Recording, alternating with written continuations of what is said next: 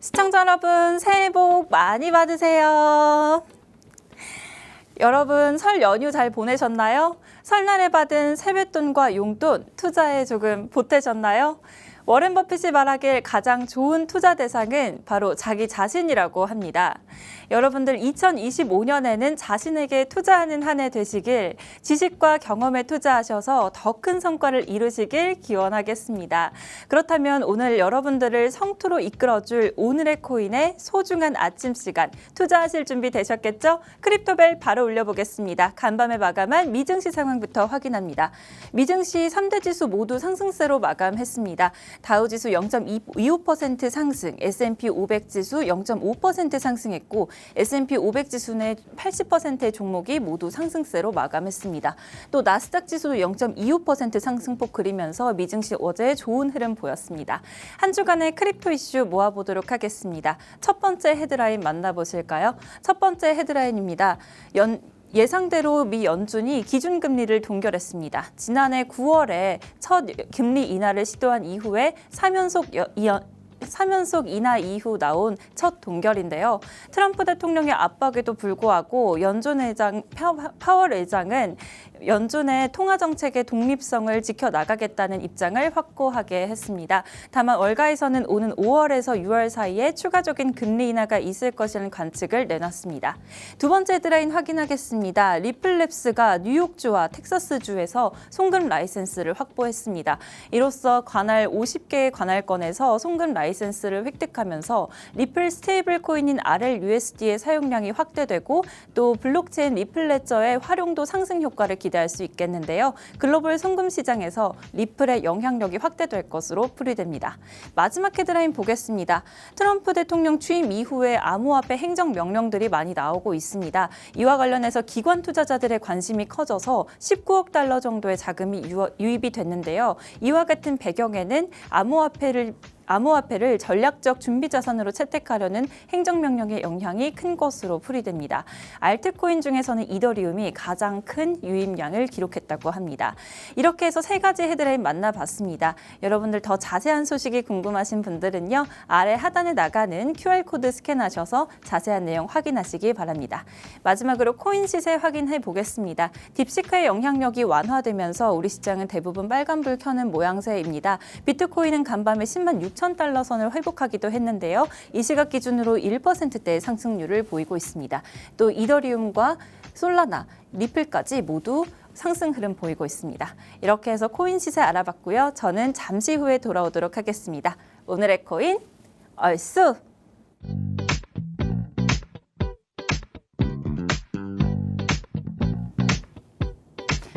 네, 시청자 여러분, 여러분들 오늘의 코인과 함께하고 계십니다. 오늘은요, 긴 연휴와 주말 사이에 낀 샌드위치 금요일인데요.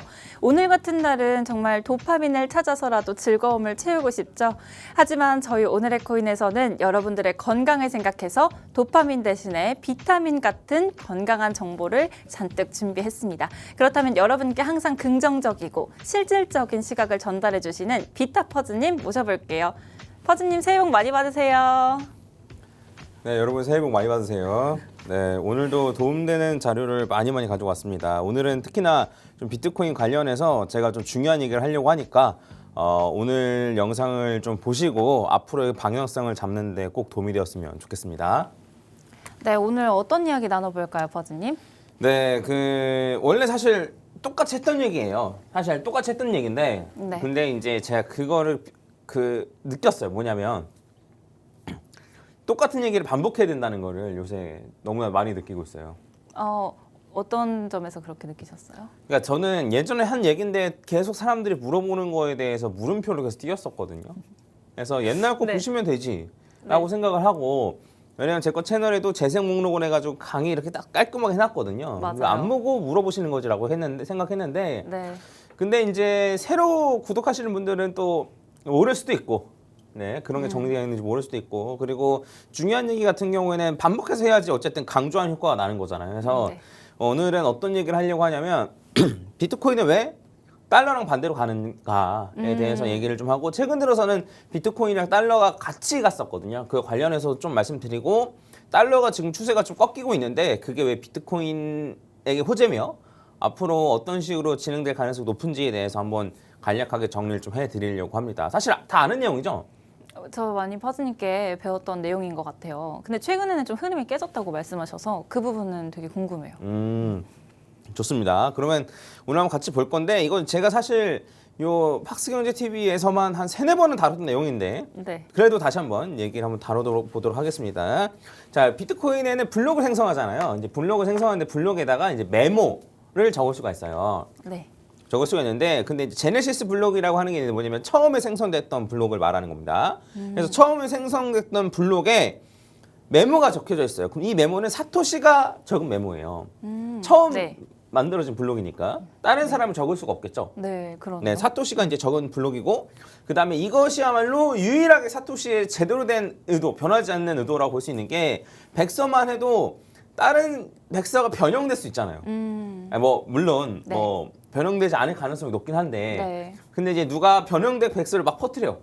그럼 사람들 그걸 다운받고 막 그런 걸 하다 보면은 이게 맞나 저게 맞나 이럴 수가 있는데 요 제네시스 블록은 변경이 되지 않기 때문에 이것이야말로 사토시의 의도다라고 볼 수 있을 것 같고 요거에 대해 제네시스 블록이 어떤 메모가 적혀져 있는지 제가 말씀드리면은 자 2009년 1월 3일 그다음에 더 타임즈 은행들의 두 번째 구제 금융을 앞두고 있는 UK 재무장관, 영국의 재무장관이라는 거예요. 그래서 이게 뭐냐면 그 이때 2008년, 2009년 때 금융위기가 있었거든요. 그래서 그 어떤 금융위기인지까지 말하면 너무 시간이 소모되니까 금융위기가 있었다는 거 아마 많이들 알고 계실 겁니다. 네. 그래서 사토시가 말한 그거예요. 그 00년도에 닷컴 버블 있었잖아. 근데도 불구하고 08년도, 09년도에 요 금융위기, 경제위기가 왔잖아. 근데 이게 바로 다 너네들 때문이다라는 걸 얘기를 했던 거예요. 그래서 뭐냐면 그 이제 너네 통화 정책이 잘못됐다라고 먼저 얘기를 하는 겁니다. 그래서 통화 정책이 지금도 마찬가지인데 지금도 통화 정책이 그냥 이제 파월 아저씨가 결정하죠. 네, 맞아요. 는 아니고. 아, 통화 정책과 네. 관련된 정책들. 네네. 그래서 이제 뭐 요 기관에서 어쨌든 정하는 거긴 한데 네. 파월 아저씨 혼자 하는 건 아니고 여러 아저씨들이 이제 네. 같이 의견을 모으는 거긴 한데 근데 이제 어쨌든 뭘 얘기하는 거냐면 중앙화 돼 있잖아. 그 정책을 결정하는 사람들이 중화가 되어 있고 그 다음에 지들끼리만 속닥속닥 얘기하잖아요. 나중에 회의록이 공개되긴 하지만 네. 어쨌든 지들끼리 속닥속닥 얘기하고 회의록 말고 다른 데서 얘기하는 것도 다 나와 있지도 않잖아요. 그래서 이게 불투명하고 그 다음에 사람에 의해서 결정이 된다라고 생각해서 이게 문제다라고 얘기하고 이런 통화 정책에 반대돼서 이런 것과 벗어난 통화를 만들겠다. 이런 것과 벗어난 걸 만들겠다라고 생각을 해서 만든 게 비트코인이에요. 그래서 방금 전에 제가 말씀드렸던 기존에 쓰던 문제점, 중앙화, 불투명, 그 다음에 이제 사람에 의해서 하는 거, 요거에 대해서 반대되는 것들이 이제 비트코인 특징, 블록체인의 특징이거든요. 그래서 탈중앙화, 블록체인 혹은 비트코인 얘기하면 탈중앙화라는 얘기가 끊임없이 나오죠. 네, 맞아요. 탈중앙화, 그 다음에 투명성, 요 얘기도 끊임없이 나오고, 그 다음에 추가적으로는 제3자 자동화. 네. 그래서 사람에 의해서 굴러가는 게 아니고 자동적으로 굴러가는 거에 대해서 얘기를 한단 말이에요. 네. 그래서 요 기존에 있었던 것과 반대되는 개념으로 블록체인 기술이 혹은 비트코인이 나왔던 거고, 초기에 만들어졌을 때 이제 금의 아이디어를 많이 채용을 했었어요. 뭐냐면 그 쉽게 말하면 이제 블록체인이라는 기술은 사실 엄청 새로 나왔는데 근데 사실 이 통화에 대한 컨셉은 과거로 돌아가자는 거였거든요. 그래서 국가가 신용하는 화폐 시스템에서 예전에는 국가가 신용하는 화폐, 국가가 보증하는 화폐가 아니고 조개 껍데기 혹은 네. 금 네. 이런 걸 화폐로 썼었잖아요. 네. 근데 이거는 사실 국가가 이제 해주고 특히나 금 같은 경우에는 국가가 보증한 게 아니란 말이에요. 금 자체의 가치를 갖고 있는 거지.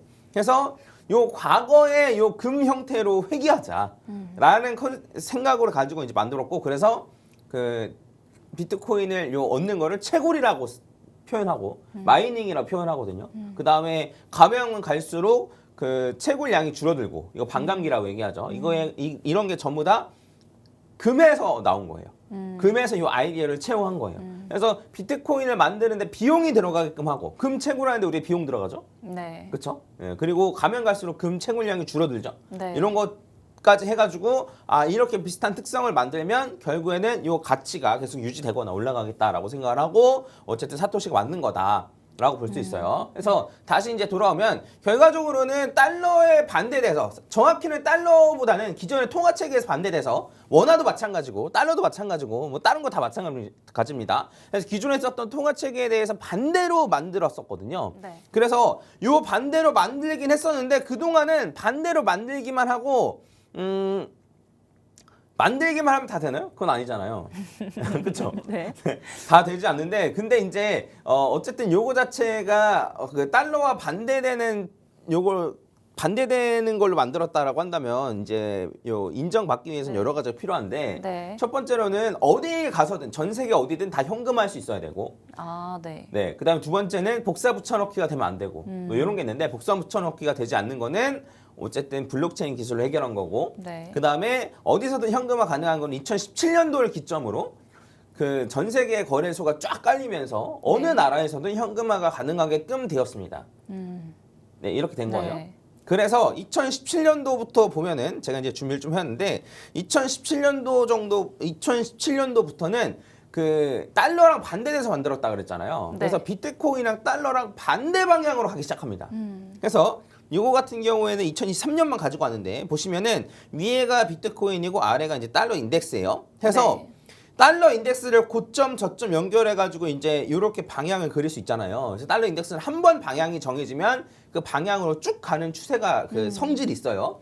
그래서 이런 식으로 가면 어쨌든 얘는 반대로 간다는 거예요. 얘 달러 떨어졌으니까 비트코인 올라가고 달러 올라가니까 비트코인 떨어지고 이런 식으로 계속 반대로 가고 그 유일하게 같이 올라갔던 타이밍이 있었는데 이때는 언제냐면 현물 ETF가 승인됐을 때 이때는 비트코인이랑 달러가 같이 올라갔습니다. 네.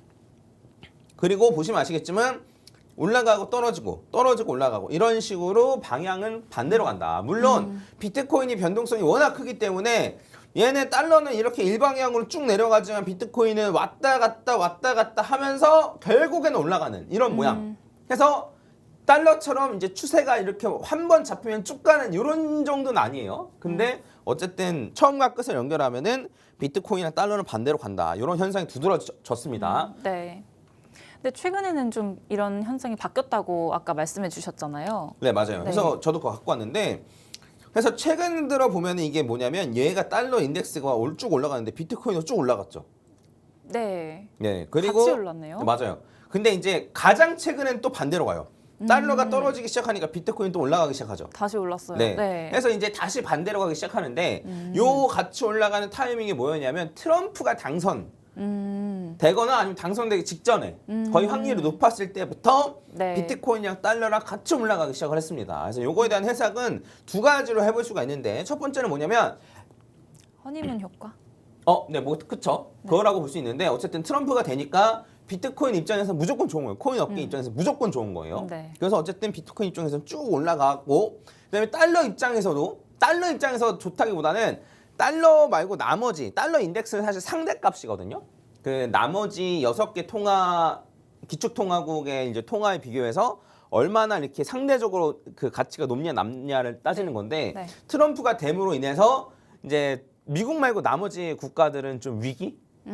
그래서 네. 다른 나라의 화폐가 떨어지면서 이제 달러가 올라가는 이런 효과를 내는 건데 그래서 어쨌든 트럼프가 당선됨으로 인해서 비트도 올라가고 달러도 올라갔다라고 보시면 되는데 네. 근데 이렇게 해석을 할 수도 있고 네. 두 번째는 뭐냐면 달러 인덱스 올라갔는데 달러의 가치는 떨어질 수 있다는 거예요.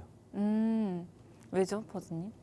그러니까 달러의 가치는 떨어지는데 다른 기축 통화들은 더 떨어지는 거예요. 아. 그래서 달러 인덱스는 올라가는 이런 걸로도 생각할 수 있어요. 네. 근데 요거는 사실 뭐 여러 가지 좀 봐야겠지만 왜냐면 이제 트럼프가 내세웠던 공약들이 어쨌든 돈을 많이 푸는 공약들이 많았거든요. 네. 사실 뭐 그 해리스도 마찬가지였고 무조건 돈을 푸는 공약들이 많았기 때문에 그러니까 이제 그 약간 복지성 공약을 남발했었잖아요. 아시는 분들 아시겠지만. 그래서 이제 돈이 풀리면 당연히 달러의 가치는 떨어지긴 하거든요. 그래서 실제로는 달러의 가치가 떨어졌지만 다른 나라 화폐의 가치가 더 떨어져서 달러 인덱스는 올랐다. 근데 달러의 가치는 떨어진 게 맞다. 뭐 이렇게 볼 수도 있고. 네, 그래서 요 구간, 트럼프 요 구간에서만 사실 네. 비트코인이랑 달러가 같이 갔다라고 보시면 되고 네. 원래는 그동안은 계속 달러랑 비트코인이 반대로 갔었다. 그 일시적인 거라고 보면 되겠네요. 저는 그렇게 보고 있어요. 그래서 일단 어쨌든 지금은 다시 반대로 가기 시작을 했고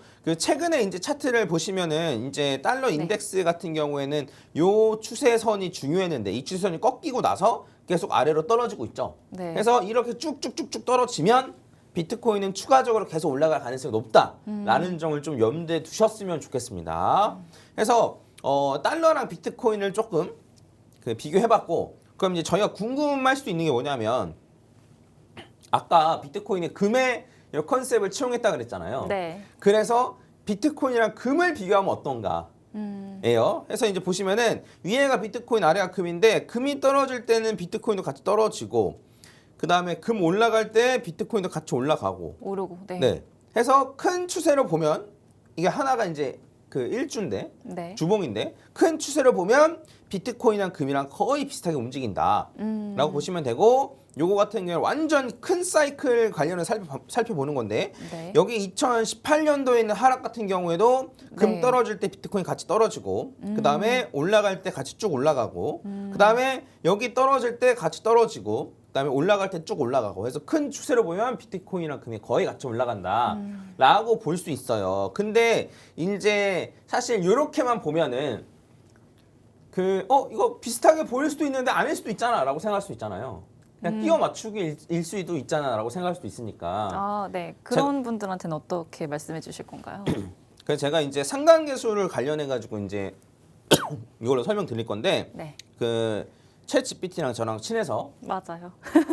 제일 친한 친구. 네, 그래서 간단하게 설명해줘라고 하니까 또 똑같이 네. 저한테도 반말을 또 설명해주더라고요 반말로. 네. 네, 상관계수가 뭐냐면 correlation coefficient라고 하는데 이게 뭐냐면 올라갈 때 같이 올라간다. 그러면 1인 거예요.